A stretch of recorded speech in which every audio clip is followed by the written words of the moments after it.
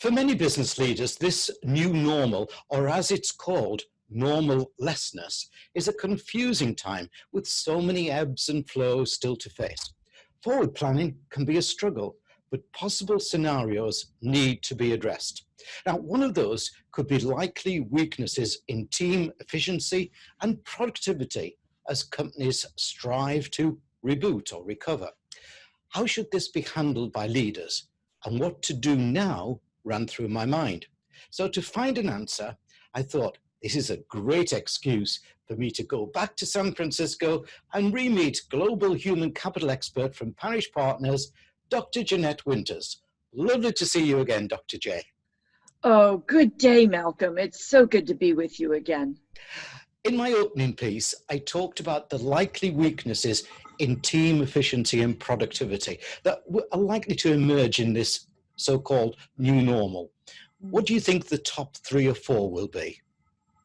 You know, first, I think that organizations are really going to have to look at their structures. We see leaders that are out there in front of their employees now, whether it's on Zoom calls, one-on-ones, team meetings, whatever. And that is causing many organizations to step back and say, do we need middle management? Do we need these people in this number doing the same sort of thing?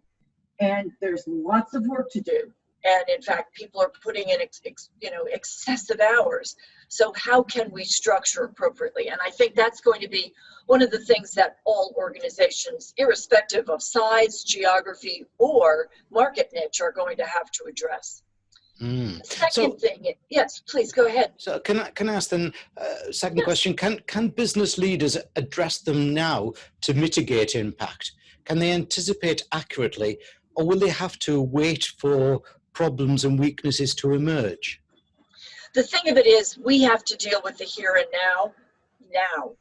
And rather than letting things percolate, this isn't like a good old stew. You put it on the back burner and it gets better with age. You really have to deal with issues in a contemporary form. Some of my research has been in the area of corporate latency, where companies fail to act either on poor performers or on known issues.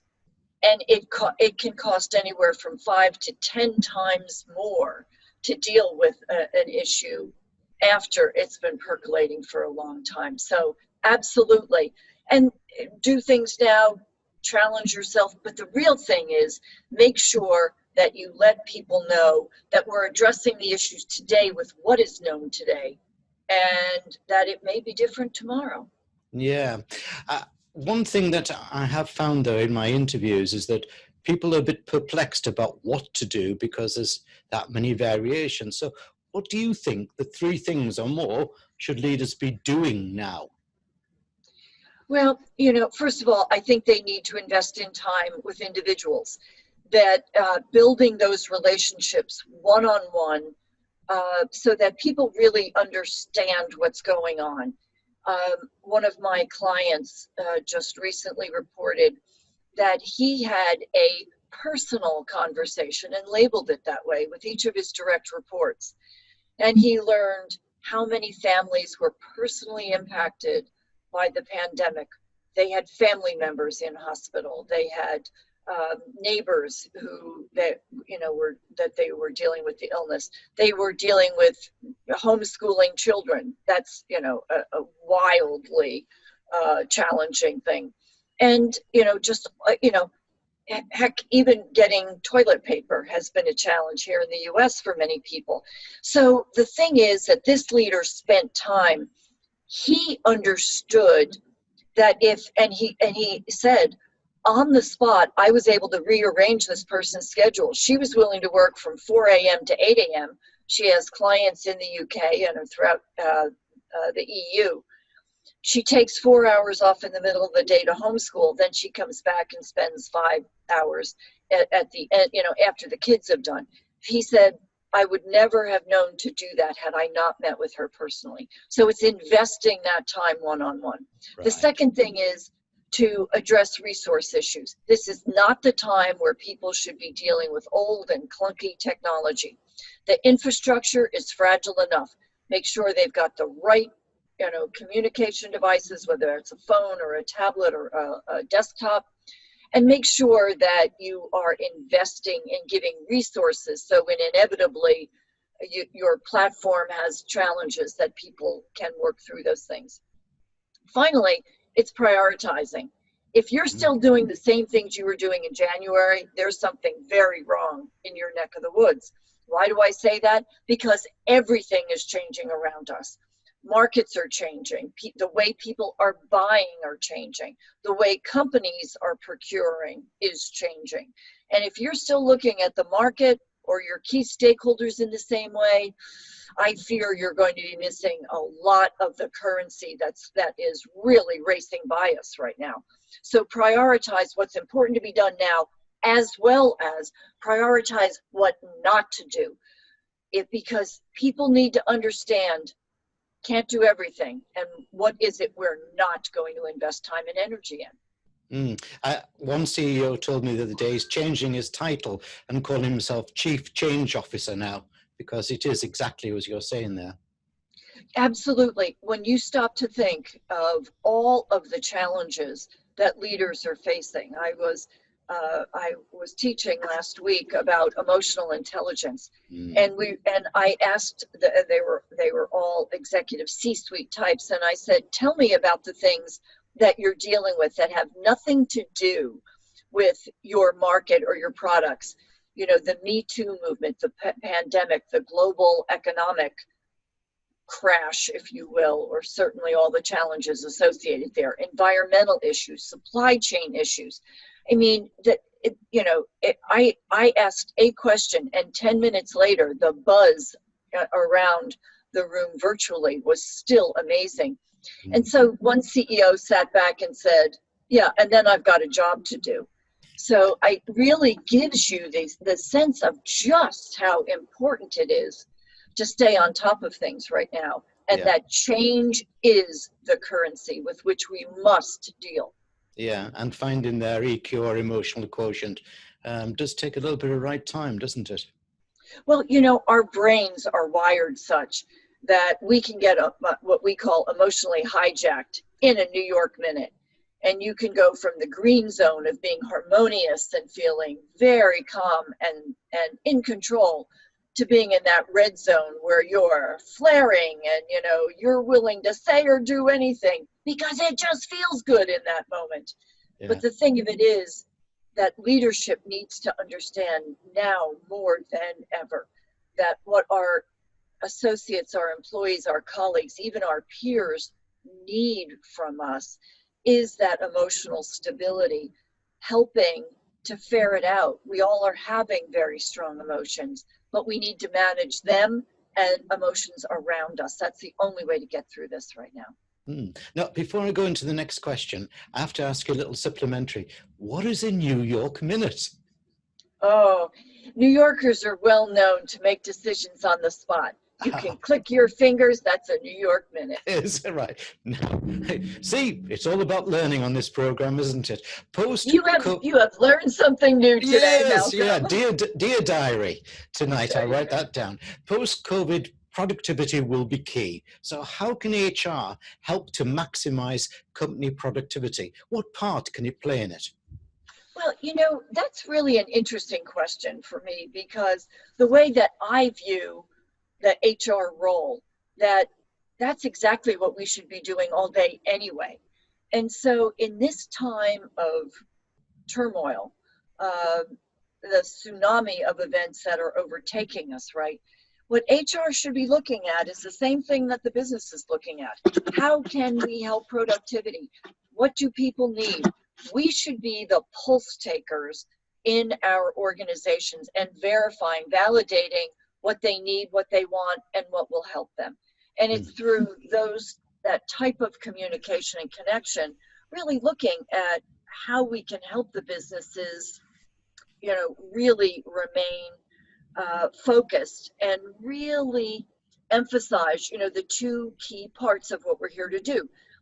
Take care of people, which are stakeholders, employees, customers, investors, owners, and then on the other side, taking care of the business, and whether that be productivity or it is cost containment, or maybe it's just moving things along differently now. It's that two-sided coin that we've got to take care of, and HR should always be mindful of that, that we're responsible for both sides of the coin, not just one. Okay, so tell me, at Parrish Partners, how do you go about advising leaders on improving team efficiency and productivity? Do you have a typical workflow, or is every business different? You know, every business will tell you they're different. And what we try to, because how could anybody possibly have our set of circumstances, right? Well, one of the things we found is that there are 6 common elements that when an organization is looking at change or at implementing strategy, growth, mergers and acquisitions, there's 6 key components, and it all circles around a leadership culture. And so, however, the fact there are some organizations that may be struggling with this idea of getting ready for change.